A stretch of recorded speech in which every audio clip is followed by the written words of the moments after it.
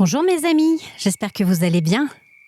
Et je profite de l'arrivée de l'été pour vous embarquer avec moi dans notre habituel Summer Tour.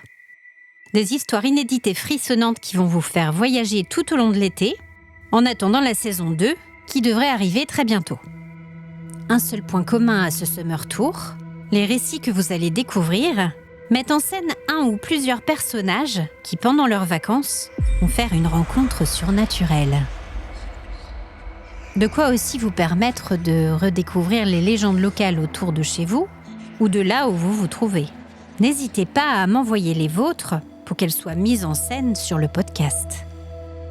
Et on part tout de suite en Bretagne, dans les Côtes d'Armor, aux côtés de 2 jeunes adolescents qui vont vivre une journée de vacances quelque peu mouvementée.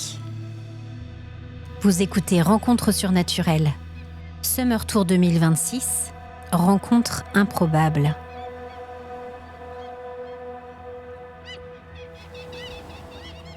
C'était la fin de l'été. L'air encore chaud avait déjà le parfum des marronniers et de la rentrée des classes. Les 2 garçons s'étaient échappés le temps d'un après-midi, laissant derrière eux leur cahier de vacances bien vide et l'espoir de leur mère de venir à bout des courses de rentrée. Ils avaient profité de son départ pour aller dévaliser le magasin le plus proche et avaient rejoint la plage de Pléneuf-Valandré, fière station balnéaire des Côtes d'Armor, avec ses vacanciers couverts de crème solaire, prêts à braver les vagues de l'Atlantique. Ils avaient passé un bon moment à se griller au soleil et à se chercher l'un l'autre. C'était toujours comme ça. Gilles et Marius, les 2 meilleurs copains, et les 2 terreurs locales aussi. Toujours prêts à faire les pires bêtises pour se prouver qui était le meilleur entre les 2.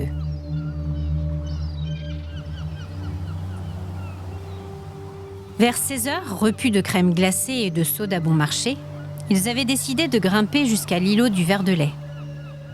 Cette petite île, à un peu plus d'1 kilomètre de la grande plage, était surnommée le Petit Mont-Saint-Michel de par sa forme de dôme. La réserve ornithologique n'était accessible à pied qu'aux grandes marées et devenait alors le repère des jeunes en manque de liberté et le théâtre de fêtes clandestines.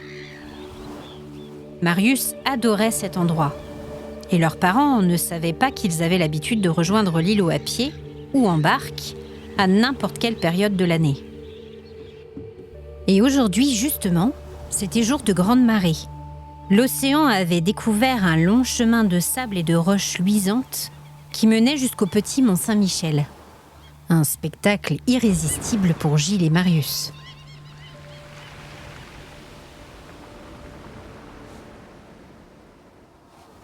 Ils avaient atteint la grève de l'île sur les coups de 17h, et après avoir contourné plusieurs couples en plein ébat, ils avaient rejoint leur antre secrète, une petite grotte presque invisible à l'œil nu, dont l'entrée était masquée par des rochers.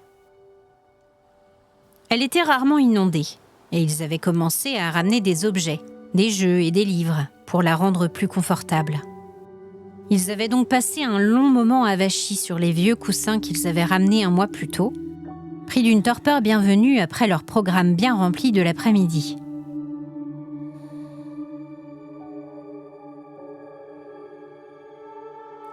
Ils se réveillèrent en catastrophe et se rendirent compte de l'heure tardive, 20h30. Leurs parents allaient les tuer.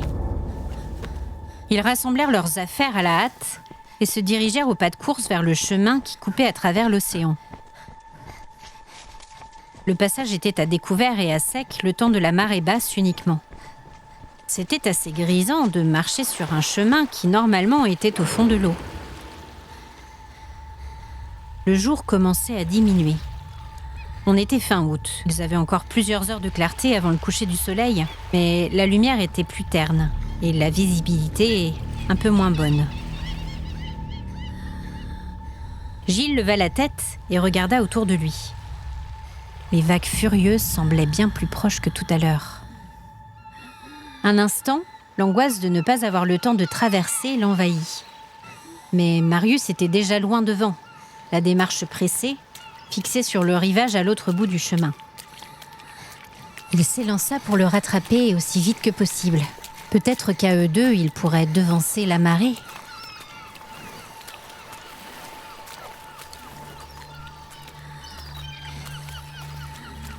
Au bout de 10 minutes, un petit filet d'eau parvint jusqu'à lui. Les vagues s'étaient encore approchées et leur écume léchait ses pieds fatigués qui martelaient le sol sablonneux. Le retour était toujours très long, pas loin de 40 minutes. Et l'eau semblait les entourer. Ils n'auraient jamais le temps de traverser avant la marée haute. Gilles pressa encore le pas, rattrapant son ami presque sans effort. La respiration sifflante de Marius ne lui dit rien qui vaille.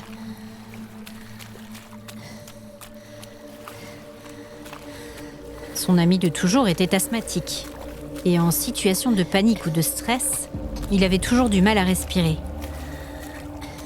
Évidemment, il avait oublié sa ventoline. Il pressa l'épaule de son ami pour l'inviter à aller plus vite. L'eau leur arrivait aux genoux maintenant. La lumière avait encore diminué et les premiers rayons d'or pur baignaient l'horizon. L'eau fraîche montait toujours, implacable. Le pauvre Marius soufflait comme un bœuf et Gilles devait presque le traîner derrière lui pour qu'il continue à avancer le plus vite possible.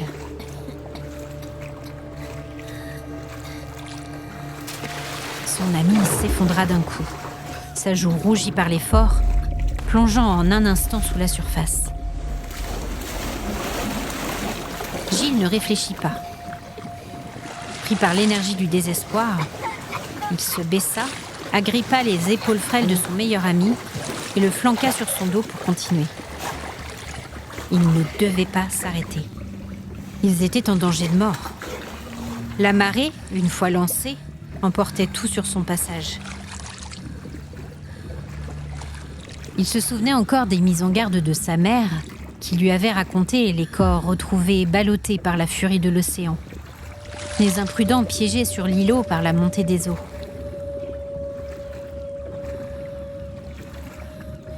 Le poids mort du corps de Marius lui cisaillait les côtes, et il fléchissait, refusant d'abandonner. Il ne regardait rien. Il fixait son point d'arrivée. Encore. Toujours. Un nouveau pas. Encore un autre. Avancer toujours plus loin. Ne pas s'arrêter.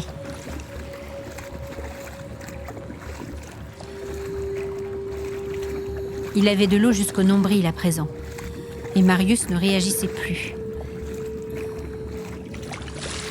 Gilles était épuisé, mais pas question qu'il s'arrête.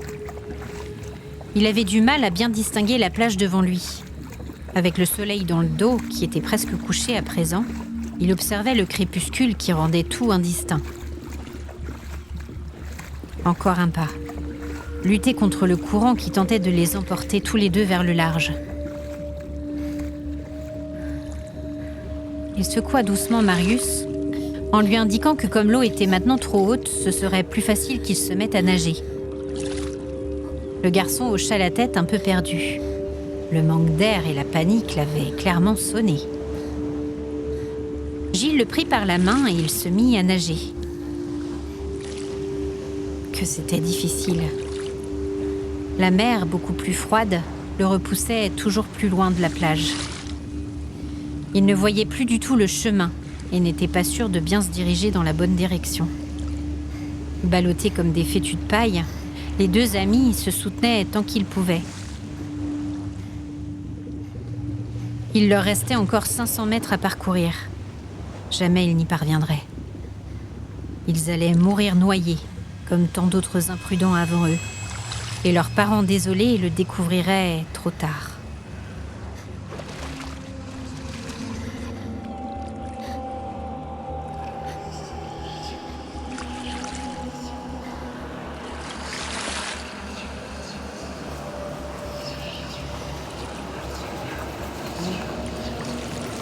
Gilles regarda frénétiquement autour de lui sans rien voir dans la pénombre.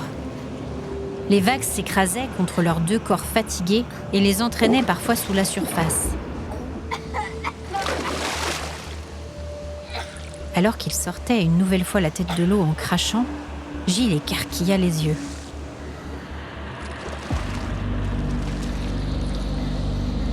Un peu plus loin devant lui se trouvait une sorte de longue embarcation en bois.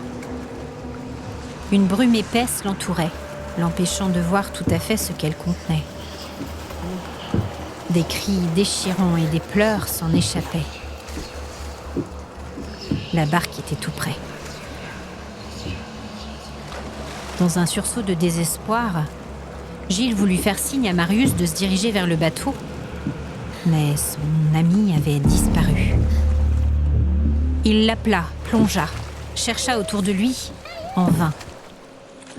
L'eau avait avalé le corps fatigué de son meilleur ami, et l'océan gardait toujours ses proies. Aveuglé par les larmes, Gilles décida d'aller demander de l'aide. Il s'approcha en nageant de la barque, qui semblait s'éloigner maintenant. Il se mit à fendre les vagues et perça la brume qui entourait l'embarcation.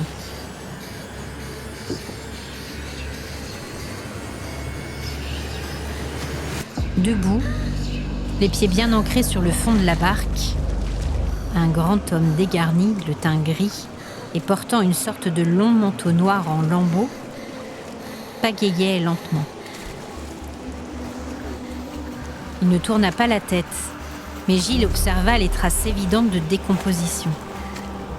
Les orbites de l'homme étaient vides, et tout un côté de sa joue était dépourvu de chair, laissant entrevoir l'os blanc, luisant dans l'obscurité environnante. Autour de l'apparition était amassé un tas de corps, des femmes, des enfants, des vieillards, des hommes d'un autre temps qui tous pleuraient et gémissaient en tendant des mains avides vers lui. Il voulait qu'il les sauve, qu'il les sorte de cette embarcation infernale qui toujours continuait sur son chemin sur la mer déchaînée. Et alors que le bateau allait disparaître à nouveau, dans son enveloppe de brume, Gilles vit parmi les corps des trépassés le visage bleu et amorphe de son ami Marius, qui lui aussi avait pris place auprès du batelier. Et il le connaissait. Il savait de qui il s'agissait. On en avait parlé à l'école, et il avait lu un livre sur les vieilles légendes bretonnes, le Bagnose, l'Ankou, qui emportait sur sa barque les âmes des défunts vers leur nouvelle demeure. L'apparition venait de croiser sa route et d'emporter au passage l'esprit de son ami Marius, vaincu par la mer. Gilles retourna vers le rivage et se lança à l'assaut des vagues, déterminé à ne pas finir lui aussi sur le bateau infernal. Merci d'avoir écouté cette nouvelle histoire. On se retrouve très vite pour le 2e épisode de notre Summer Tour. Prenez soin de vous et attention à qui vous rencontrez sur votre lieu de vacances.